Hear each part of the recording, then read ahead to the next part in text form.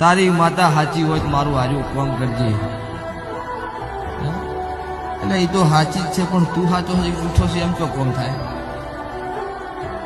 દીવો ઊંધો મારશી મારું કામ કરે દાડે તારો દીવો ભરે. દુનિયામાં કોઈ મારો દીવો ભરેવું છે જ નહીં, તો નહીં ભરત તાર ભાઈ બીજો હશે.